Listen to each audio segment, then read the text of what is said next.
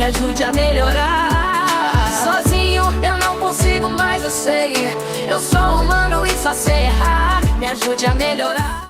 Fala galera do YouTube, tudo bem com você? Vamos a mais um vídeo do Pastor Cláudio Duarte, que com certeza vai abençoar e muito a sua vida. Mas antes eu quero expressar para você a alegria que eu tô com a novidade. É isso mesmo, o nosso canal está no WhatsApp, o link está na descrição e no primeiro comentário fixado. Então você pode seguir a gente pelo WhatsApp e lá você vai receber os links em primeira mão para poder assistir os vídeos aqui do canal. Além disso, tem um super desconto que também está na descrição e no comentário fixado para você que é inscrito do canal adquirir o curso da Escola da Palavra de Deus, o curso que vai mudar a história da sua vida. Você que está precisando aí obter resultados através da oração, o link então está na descrição e no primeiro comentário fixado, e você tem um super desconto se for lá falar pelo WhatsApp, vai ter um desconto exclusivo, tá bom? Bora então para esse vídeo que vai mudar a sua vida. Muito obrigado por estar aqui, não se esqueça, deixa o like, compartilha, comenta e se inscreve. Bora pro vídeo. Eu vou ler alguns textos, depois eu vou voltar, ao texto inicial. Mas o primeiro é Gênesis 37, verso 2. Esta é a história de Jacó. Quando José tinha 17 anos, apacentava os rebanhos com os seus irmãos, sendo ainda jovem. Acompanhava os filhos de Bila e os filhos de Zilpa, mulheres de seu pai, e trazia más notícias deles a seu pai. Feche seus olhos. Senhor nosso Deus e Pai, em nome de Jesus, eis aqui a tua palavra. Continua falando conosco, movendo-se em nosso meio, pelo poder do nome de Jesus. Você pode dizer amém? Hoje eu quero só falar com vocês sobre a consistência de um camarada cuja qual a história em si narrada nem é a dele ainda. Eu não sei se você reparou, mas quando nós começamos a ler, volta lá por favor. Esta é a história do Jacó. Bom, se é a história do Jacó, por que a história a ser narrada é a do José? Se você ler este texto, e não tiver muito apercebido, você vai falar, bom, essa é a história do Jacó. Não deveria ser quando Jacó tinha 17 anos? Por que a história está dizendo que a história é do Jacó, mas a narrativa vai ser do José? José tem 17 anos. A história dele, na verdade, deveria ser contada ou iniciada um pouco mais à frente, talvez quando ele assumisse a maioridade, aos 30 anos. Mas a Bíblia começa a narrar a história de José entrelaçada à história de seu pai. Começa a dizer que ele tinha 17 anos, apacenta os rebanhos junto com seus irmãos, que ele é muito jovem, certo? E que ele vive na companhia de seus irmãos mais velhos, cujo comportamento não é dos melhores. José é alguém que está vivendo num ambiente corrupto, um ambiente de maus exemplos. Mas a caminhada desse cara, ou desse moço, ela é muito interessante por sua constância. Você vai ver Abraão vivendo momentos magníficos, mas você vai ver Abraão vivendo momentos caóticos. Você vai ver Isaac vivendo momentos extraordinários, mas enfrentando inúmeras dificuldades provocadas por si mesmo. Você vai olhar a história do Jacó e vai ver tudo que Jacó sofreu por ter traído seu irmão, por não ter negociado bem com seu sogro e tantas outras confusões. Mas quando você olha para José, José tem uma história bem diferenciada. José tem uma cadência que ela é sempre constante, ela é sempre permanente, independente do ambiente que ele está inserido. Para José não interessa se o ambiente é favorável ou desfavorável, se ele está como alguém livre ou como com um escravo, se ele está na sua terra ou no Egito, na casa de Potifar ou na prisão. José é a demonstração de alguém firme, constante, sóbrio, que nunca se deixou dominar pelo ambiente que está ao seu redor. Independente da periferia do José, seu núcleo é o que comanda a história. E eu gosto disso porque, ao longo da minha caminhada, quando eu comecei o meu ministério, logo depois eu consegui os recursos, com algumas coisas para comprar um pedacinho de terra, que tinha muita coisa para fazer, pois quase nada dava para aproveitar. E aí, na hora de comprar umas ferramentas, o meu dinheiro só dava para comprar um serrote, para beneficiar as madeiras. Eu precisava cortar algumas coisas, fazer um telhado, mas o que eu tinha era o poder me dado pelo dinheiro para comprar um serrote. E foi o que eu fiz.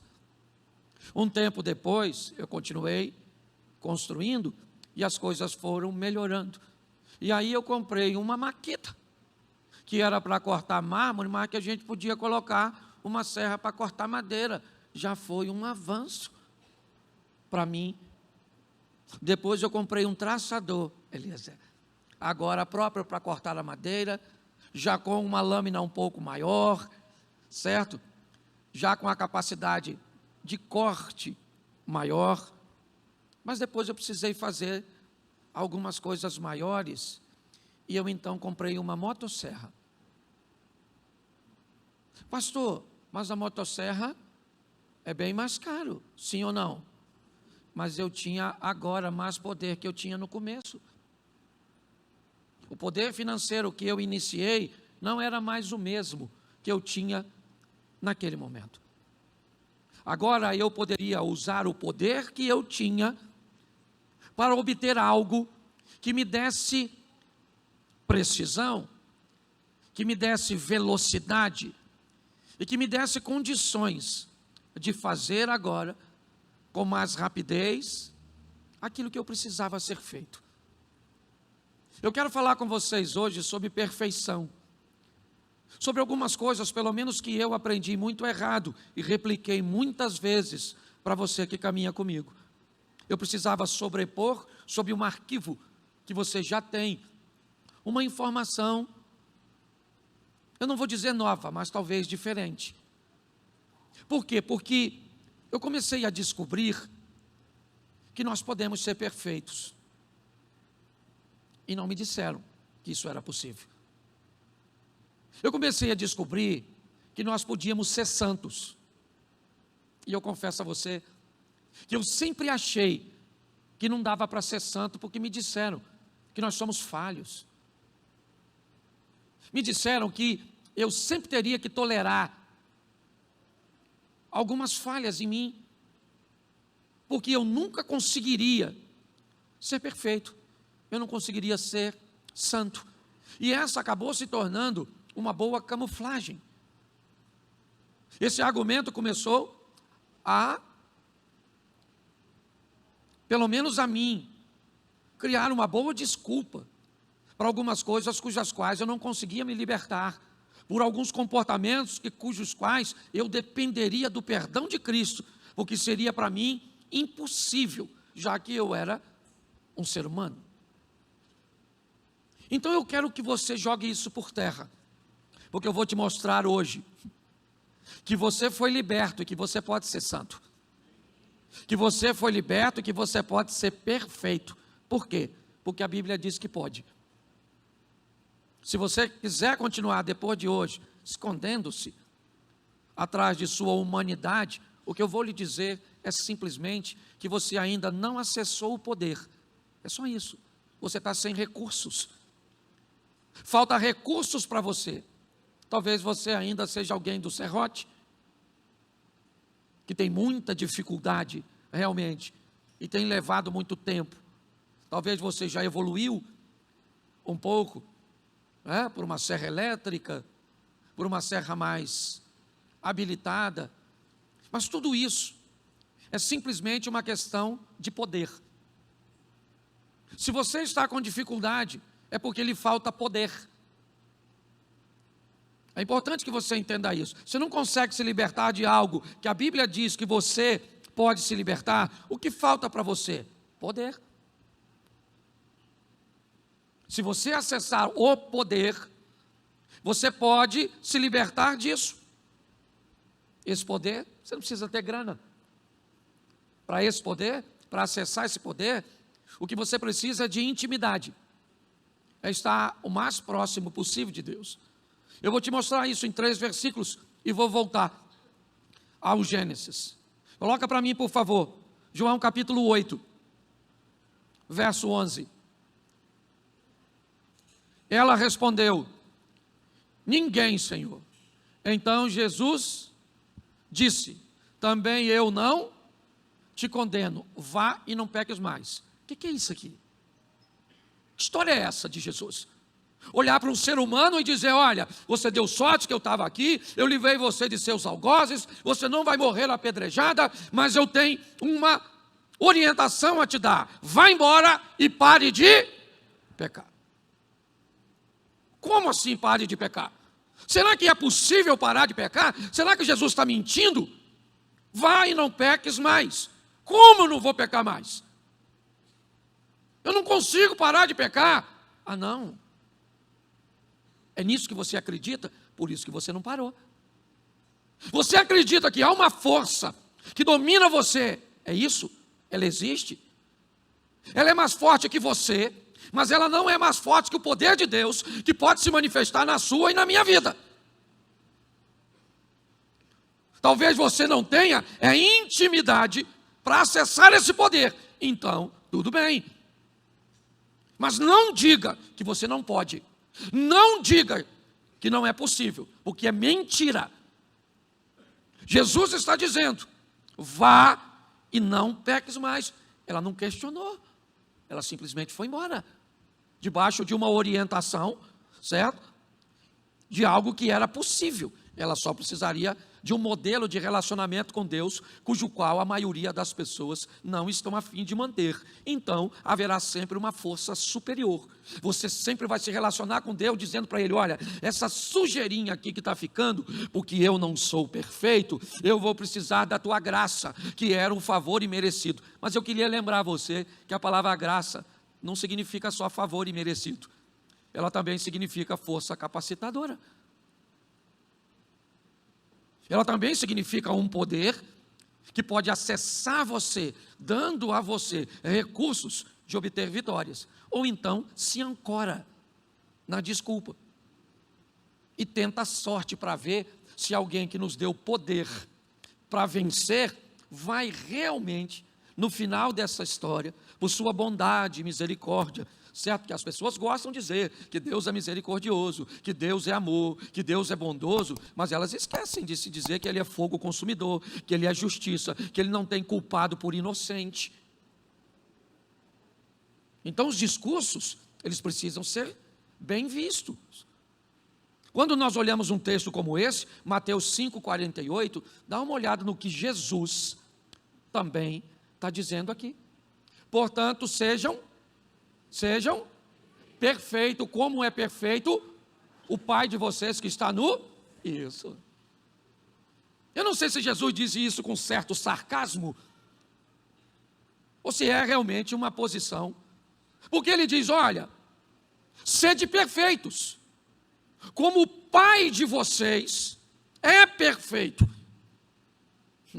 O que Ele está dizendo é o seguinte: se Deus é seu Pai, o DNA dele está em você. E aí você recebe do seu Pai o poder de ser perfeito.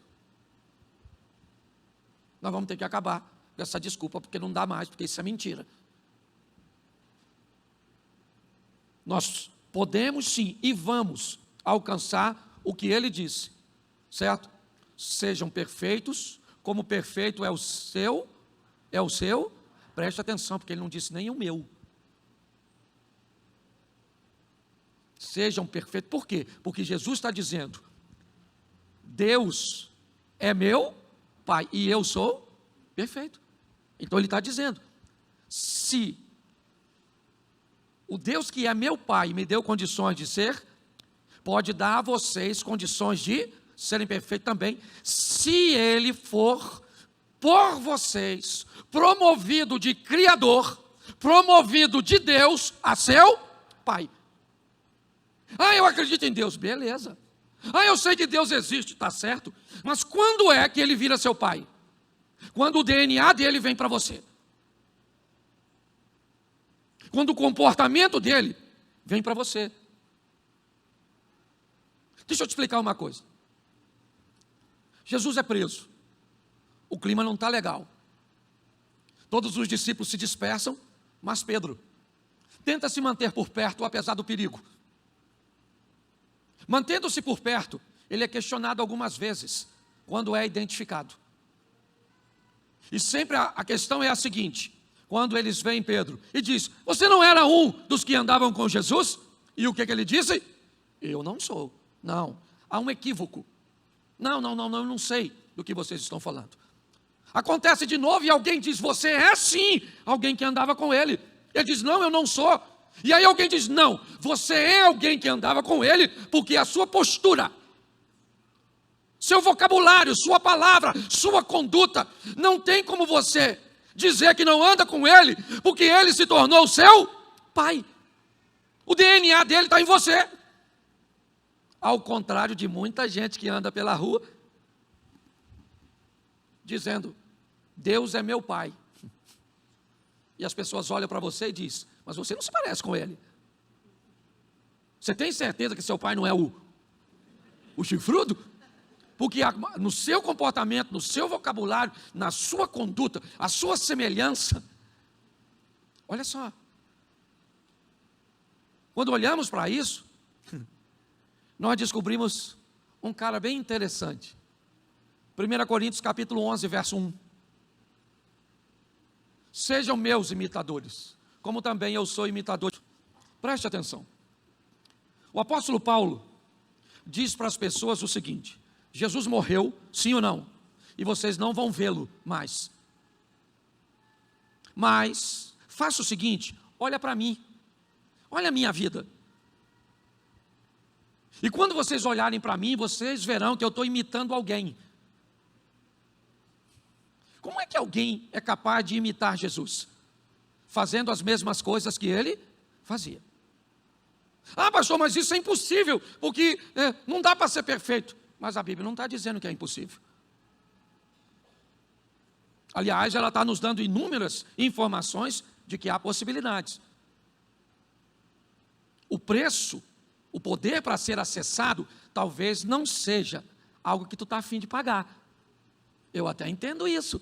Agora, daí a dizer que não é possível, daí a dizer que a periferia controla o núcleo e não o núcleo a periferia, você vai me dizer que o ambiente que você está controla a sua cor, você virou um camaleão. Basta que o ambiente mude de cor, que você também muda. Basta que o vocabulário muda, você muda também. É isso? Não é isso que a Bíblia está dizendo. Paulo está dizendo, e preste atenção. Mas pastor, a Bíblia diz que não há ninguém bom. Boa colocação, se você pensou nesse texto. Quando o jovem rico diz, bom mestre, que farei eu para herdar a vida eterna? O que Jesus disse? Por que me chamas bom? Bom não há ninguém, a não ser. Então preste atenção, eu não estou dizendo que você tem que ficar bom, porque bom você não fica. Eu estou dizendo que você tem que dominar o ambiente periférico. É só isso. Você pode continuar achando que você é ruim. Você só não pode continuar sendo dominado por aquilo que você deveria dominar. É só isso. Quando nós olhamos a história do José, é isso. Ele é constante. E é para lá que eu vou voltar agora. Vou passar aí 10 minutinhos, 13 na verdade. Vou até 21h40. Mas fica aí. Preste atenção. 17 anos. Onde ele está? Num ambiente corrupto. No meio de seus irmãos. Seus irmãos fazem coisas que não agradam a Deus. Falam coisas que não agradam a Deus. Usam coisas que não agradam a Deus. E José? José está lá. Mas e José? José não fala o que eles falam. José está lá, não usa o que eles usam. José não faz o o que eles fazem. Por que é que José não faz o que eles fazem? Porque o que controla José não é o ambiente que ele está, é quem está dentro dele. Você consegue entender isso? Por que você consegue ser crente na igreja e não consegue ser crente em casa? Por que você consegue ser crente na igreja, mas não consegue ser na universidade, na faculdade? Por que basta sair daqui que as coisas mudam? Você já parou para pensar? Me parece que a grande dinâmica da história é o seguinte: você é um peixinho que vive nesse aquário, mas você veio para a igreja, e aí nós descobrimos que o seu comportamento não estava legal, que você estava doentinho, e nós pegamos você então e movemos você deste aquário para este aquário. Botamos mais oxigênio para você, colocamos uma comidinha para você, então você restaurou suas forças, você recebeu oração, você fez parte da célula, do pequeno grupo, do ministério, você foi estudar na escola de servo, você... Tá bom, nossa, como você entrou aqui, né? Estava doentinho, mas como você está legal, então agora que você ficou legal, vamos botar você de novo no seu aquário de origem. Essa é a grande questão. Para onde você volta? Se você não levar para o seu ecossistema, para a sua vida, um poder que transforme lá, todas as vezes que você voltar lá, você fica doente e volta para cá doente, com a desculpa que não dá para mudar. Não dá para ser um marido melhor, uma esposa melhor, um filho melhor. Não dá para melhorar suas notas. Não dá para abandonar. Por quê? Porque sempre o ambiente te controla. José está lá. Mas o sistema... Sabe o que é mais engraçado? Se eu fizesse um paralelo de José com Isaías, ia bagunçar um pouquinho a vida do Isaías.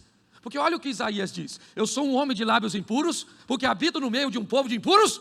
E José deve ter dito: eu também estava lá e não fiz. Eu também estava lá. Porque algo me controlava. E não era um ambiente onde eu estava, era o Deus que estava dentro de mim. Por causa disso, sabe o que vai acontecer? Ele vai ser vendido para os seus irmãos. Sim, um trauma gerado na família. Ele é o mais novo. Ele deveria ser protegido, mas não é. Ele deveria ser respeitado, mas não é. E sabe o que vão fazer? Vão vender o garoto. Isso. Você acha que a sua história de trauma, ela é nova? Você acha que ela é só com você? Que alguém abusou, que alguém fez, que alguém tentou dominar? É nessa história que você quer se ancorar para definir seu fracasso? Ou pior, para definir seu comportamento, que não permite que você tenha o controle no núcleo? É isso? Então faça. Ela é bonita, fantástica, sabe? Ela está aí oferecendo uma nova oportunidade aos profissionais da área da saúde. Se é isso, então tá bom. Mas não foi com José. Ele vai embora, mas não vai marcado, porque José não é dominado. Ninguém toca no seu interior, não toca, não toca. Ele é intocável. Por quê? Porque ele protegeu. É só assim. Você olha a história do bisavô dele, tá bom, vamos lá, vamos pegar Abraão, o pai da fé, lá em cima e cá embaixo em algumas situações. Vamos pegar seu avô Isaac, tá bom, horas lá em cima, problema. Vamos pegar seu pai, mas quando chega na vez de José, acabou. José é alguém que quebrou o padrão. Ele olhou e disse: não, comigo vai ser de ver. Gente, acabou. Ele vai para o Egito? Vai. E agora o que ele faz? É vendido como escravo. E aí? A Bíblia diz que ele trabalha de uma forma que os escravos não trabalhavam. As pessoas chamavam ele de escravo, sim ou não? Mas ele não se sentia. O estilo de vida dele é diferente. Então o patrão dele começa a observar e diz: cara, que cara é esse? Deus está lá na Bíblia, depois você lê, eu só estou acelerando. Esse cara aí, ele é diferente. Mas diferente por quê? Tem 3 pernas? 2 cabeças? Não, tem alguém dentro dele. Ele age de forma diferente. Então, vamos embora. Vamos dar todo o material para ele gerir. Então tá bom. Vamos ver como ele se sai administrando tudo. Vamos ver se não aparece o trauma do José como um líder dominador, sabe? Se ele não está pronto para retribuir o que seus irmãos lhe fizeram. Se ele não é um cara que trabalha com intriga, trabalha com conflito, trabalha com problema, não. Será então que ele não tem um gatilho que vai fazer com que ele roube as coisas do Potifar? Não tem gatilho no José. Ele é o mesmo na sua casa, com seus irmãos, com os midianitas e no Egito. Com dinheiro, sem dinheiro, com poder. Não é isso, isso é periferia. Tá bom. Então vamos lá, vidinha. Vamos fazer a mulher do patrão gostar dele. Ah, ele é bom para administrar trauma? Tá certo. Ah, ele é bom para não se envolver com recursos materiais? Sim. Mas vamos ver como é que ele se sai com sexo, com o desejo. Vamos ver como ele se comporta. E a mulher do Potifar começa a dar em cima dele, dizendo para ele: cara, me pega, você já administra tudo, meu marido mesmo, só falta eu. E aí eu pergunto a você, em nome de Jesus Cristo Nazareno, você que é homem, você acha que o José queria pegar a mulher do Potifar? Sim ou não? Sim ou não?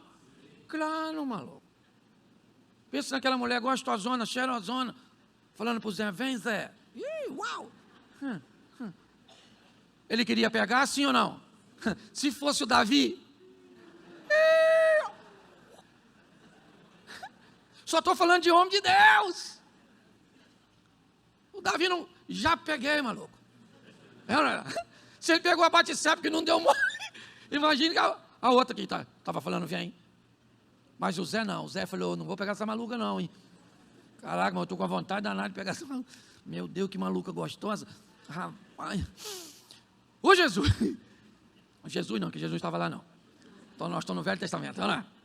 Mas ele pegou? Por quê?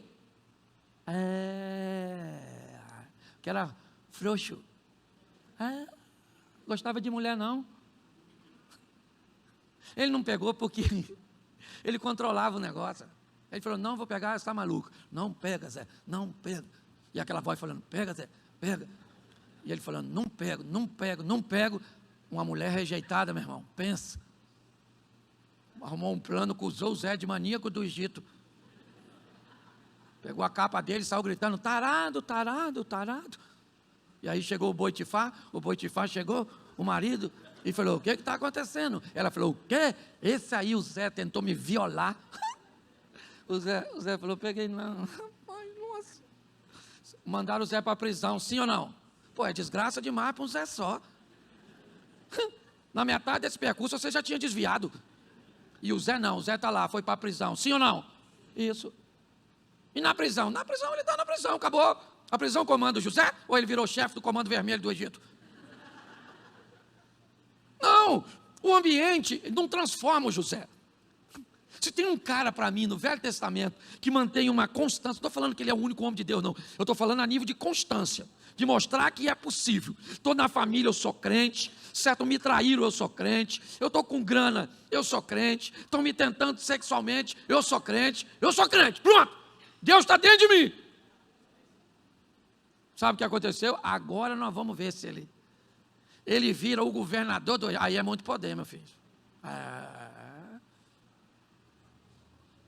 Agora o cara está lá, no topo. Ô, gente, eu fico pensando, se não era para ele comprar aquelas terras de quem estava vendendo, se aproveitando da situação e da dor e da crise. José é o cara que conservou aquelas nações em vida, pela maneira justa que ele administrava. Como é que esse cara é justo, cara? Com tanta injustiça que fizeram com ele ao longo da história. Pelo amor de Deus, gente.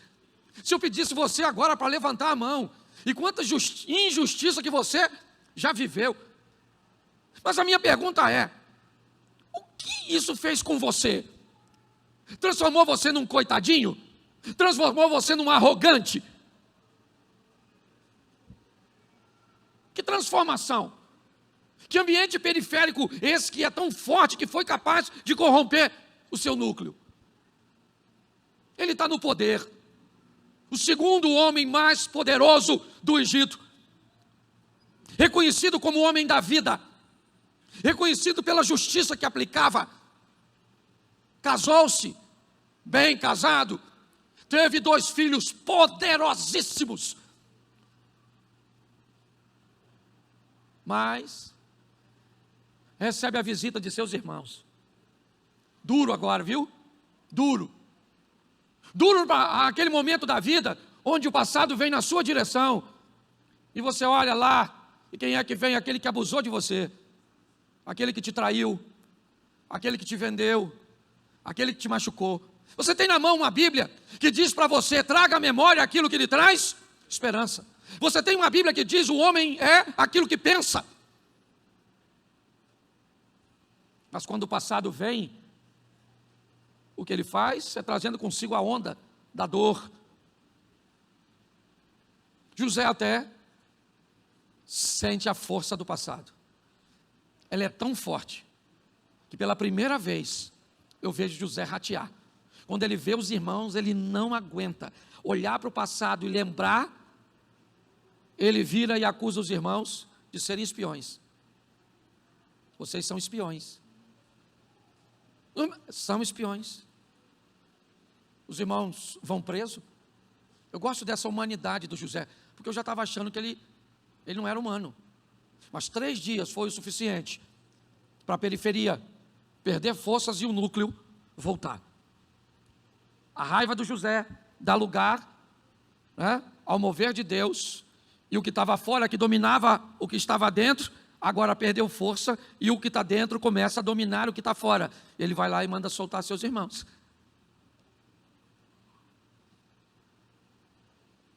E aí ele vai conversar com os irmãos, depois você lê, está tudo no Gênesis. Facinho. E aí o José fala: rapaziada, eu preciso contar uma coisa para você. Ele diz: o que é? Vocês sabem quem sou eu? Os irmãos falaram: vocês é Fanete Paneia. O governador do Egito, ele falou: eu sou o Zé. Os irmãos falaram: que Zé? O Zé é o irmão de vocês. O Zé lá da cisterna, lembra o Zé? O Zé que não pegava as meninas, que não dava um tequinho. O Zé Mané. É porque hoje o cara que quer ser santo, ele é mané. Alguém que diz que é feliz no casamento é idiota, porque ninguém pode ser feliz no casamento. Você já notou como é que as coisas estão? Tem tanta gente andando na contramão que parece que é você. José falou: sou eu, rapaz. Ele falou: Zé, caraca. Os irmãos falaram: agora nós estamos lascados. Nós vendemos Zé. O Zé falou: calma, rapaziada, calma. Eu continuo do mesmo jeito que estava antes. Certo? A traição não me transformou. É ou não é? Não me transformou. A injustiça não me transformou. O dinheiro não me transformou. O desejo sexual não me transformou. A ingratidão do copeiro esquecendo de mim não me transformou. Porque eu não sou conduzido por aquilo que está fora de mim. Eu botei alguém aqui dentro que botou uma placa: nova administração. O Zé falou para os irmãos: volta, vai lá e traz o papai. Vai no meu carro, pensa. Os caras nunca tinham andado numa Ferrari daquela. Aquele cavalão. Chegou na porta da tenda do Jacó e deu literalmente um cavalo de pau. E o Jacó falou: o que foi? Ele falou: o que foi? Falei: presta atenção. Vou contar um negócio para o senhor sério. Lembra do Zé? Eu imagino o Jacó.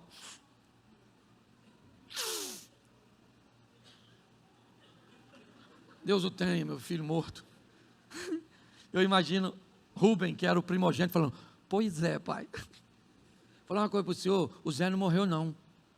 Nós vendemos Zé. Mas ainda bem que nós vendemos. Porque nós sabíamos que o Zé... Você já viu umas pragas que depois que dá tudo certo para você, que Deus desfaz o laço, quebra, certo? Quebra o carro, arrebenta a lança, e aí você prospera, vem aquela... Lembra? Aquela sogra que não queria que você casasse. Eu lembro disso. Eu moro aqui em Xerém, sou nascido e criado, meu pai casou 8 vezes. Vou terminar já. Eu não tinha onde cair vivo. Não tinha dinheiro para nada. Sabe qual era o meu sonho, Abel? Comer uma torta de banana no McDonald's. Era meu sonho, eu estou falando sério, era um sonho quase inalcançável. 17 anos, doido para beijar, eu beijava espelho. Beijava de olho aberto, para ver se dava emoção em mim mesmo. Sabe por quê? Porque a mãe nenhuma queria que eu namorasse filha dela. Lógico! Um pedigree desse! O maior barato, cara. Eu continuo morando em Xerém. O tempo passou. Hoje eu passo na rua com a minha loura. Às vezes está passando aquela menina.